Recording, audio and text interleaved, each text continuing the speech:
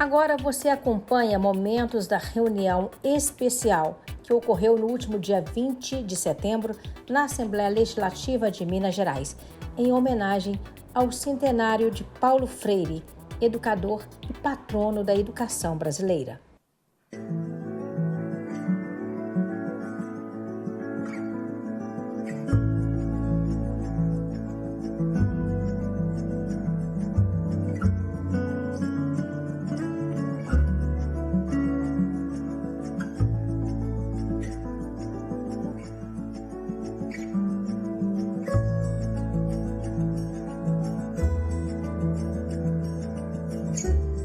Eu lembro tudo, desde o dia que chegaram em Angicos os professores que passaram das nossas casas, não é? Colhendo alguns dados para fazer assim, tipo a inscrição para a escola.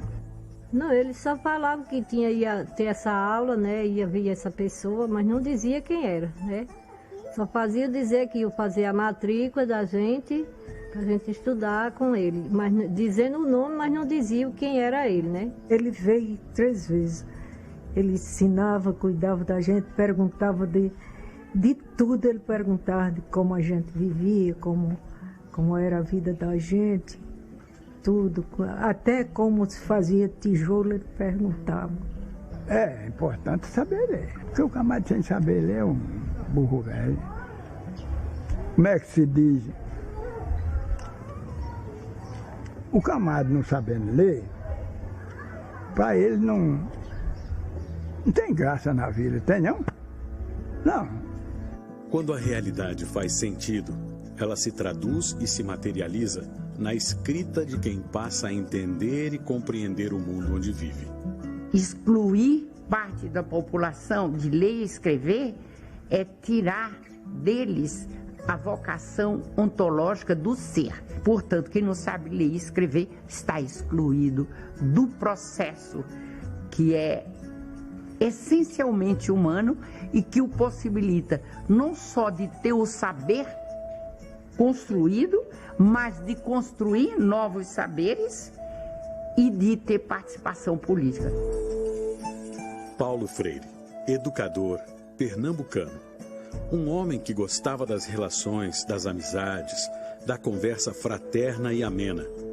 Um inconformado com a exclusão e com o silêncio de brasileiros que não sabiam ler nem escrever. Porque Paulo Freire, como tem uma obra que é significativa, tem toda uma história que é marcada e remarcada e reinventada, tem toda uma produção ética, estética e ao mesmo tempo filosófica que nos inspira, ele não foi, né? E ele não é. Desse ponto de vista, é muito mais um sendo. Quem sendo Paulo Freire? Uma pessoa especial que, vindo da área do direito, se interessou mais por justiça do que por direito. Paulo Freire foi um grande educador. Deixou uma contribuição enorme para nós brasileiros. Eu acho que nós ainda não conseguimos desvelar o verdadeiro Paulo Freire e a mensagem que ele trouxe para nós. Eu sou um intelectual que não tem medo de ser amoroso. Eu amo as gentes e amo o mundo. E é porque amo as pessoas e amo o mundo que eu brigo para que a justiça social se implante antes da caridade.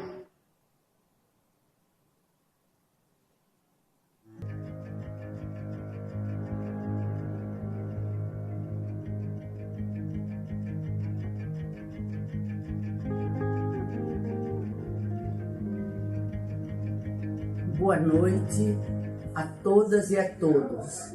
Estão prestigiando o meu marido Paulo Freire nesse tributo que a Assembleia Legislativa de Minas Gerais está convocando. Quero dizer a vocês que eu não estou com todos e todas, o que coincide com a mesma hora dos festejos nacionais em homenagem a Paulo. Paulo foi esse homem tão dedicado à causa nacional que o número de eventos e de lives e de tantas coisas em sua homenagem e agradecimento por esse legado que ele nos deixou, que fica difícil agora eu arranjar tempo para agradecer pessoalmente aos deputados do PT que convocaram essa reunião, que são a Beatriz Cerqueira e Cristiano Silveira, ambos do PT. Quero agradecer ao presidente da Assembleia Legislativa, Agostinho Patros, por ter convocado e está endossando essa festividade em honra do meu marido. Quero dizer, mais uma vez, da minha gratidão a todos vocês e que jamais esquecerei esse dia com tanta gente pensando nele, desejando a maior felicidade para o seu legado, já que não podemos mais desejar felicidade a ele próprio. Paulo se foi, mas sua herança benéfica, sua herança intelectual, sua herança de honradez, sua herança de dedicação e dignificação do outro e da outra estão presentes em nós e cada dia que vivemos no Brasil. Muito obrigada. Eu morreria feliz se eu visse o Brasil cheio em seu tempo histórico de marchas, marcha dos que não têm escola, marcha dos reprovados, marcha dos que querem amar e não podem, marcha dos que se recusam a uma obediência servil, marcha dos que se rebelam, marcha dos que querem ser e estão proibidos de ser. Eu acho que, afinal de contas, as marchas são andarilhagens históricas pelo mundo. A educadora precisa estar muito clara do ponto de vista político de qual é a sua vocação, qual é o seu gosto, não vocação, qual é o seu gosto, qual é o seu sonho, qual é o tipo de sociedade que um de nós, como professor, pensa. Qual é a minha utopia? Quer dizer, o que eu quero é uma sociedade brasileira menos injusta, menos feia, menos malvada, mais democrática, mais aberta, menos elitista, mais popular. É isso que eu estou querendo. Se é isso que eu estou querendo, eu não posso ser um autoritário.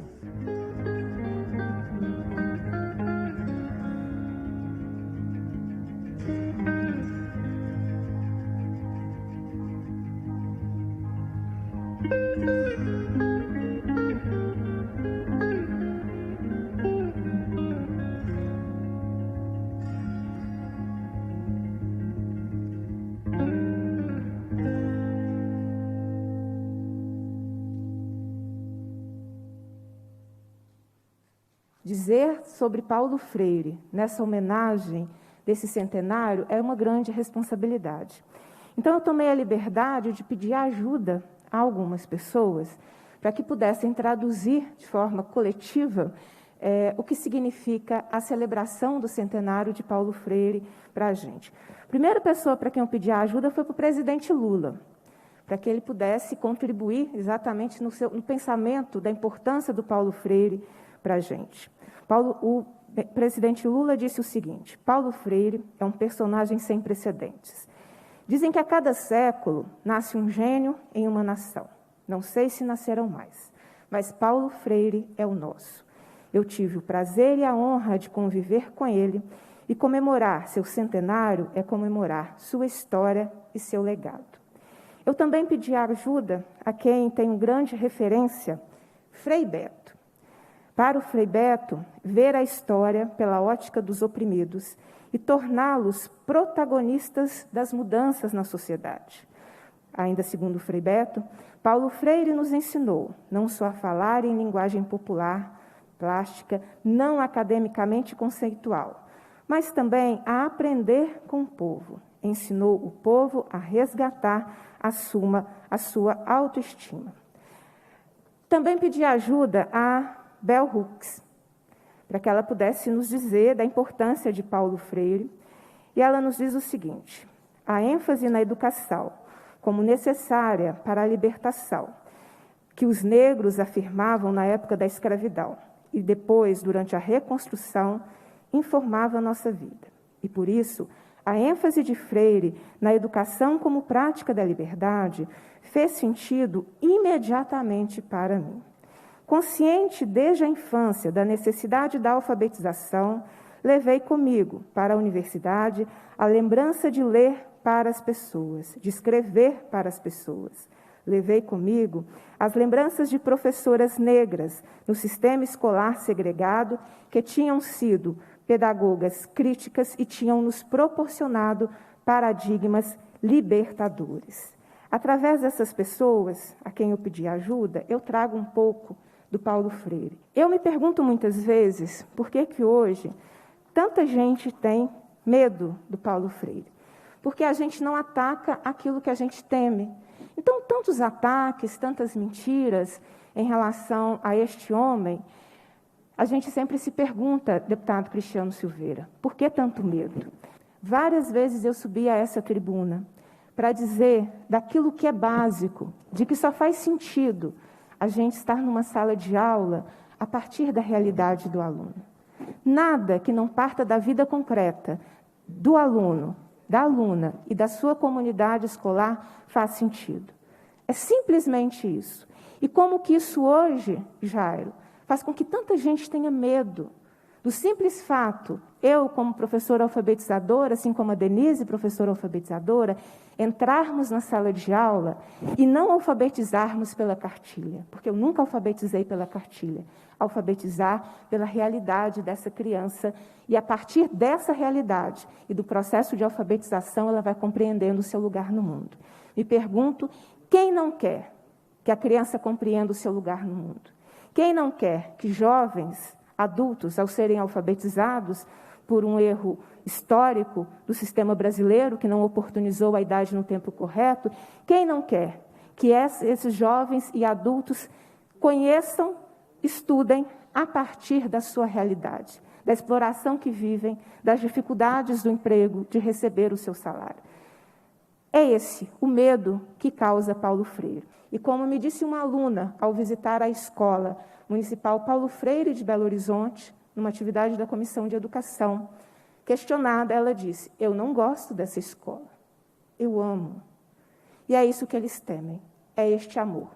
E este amor, em tempos de autoritarismo, é revolucionário. Viva Paulo Freire, viva o seu centenário, viva a classe trabalhadora.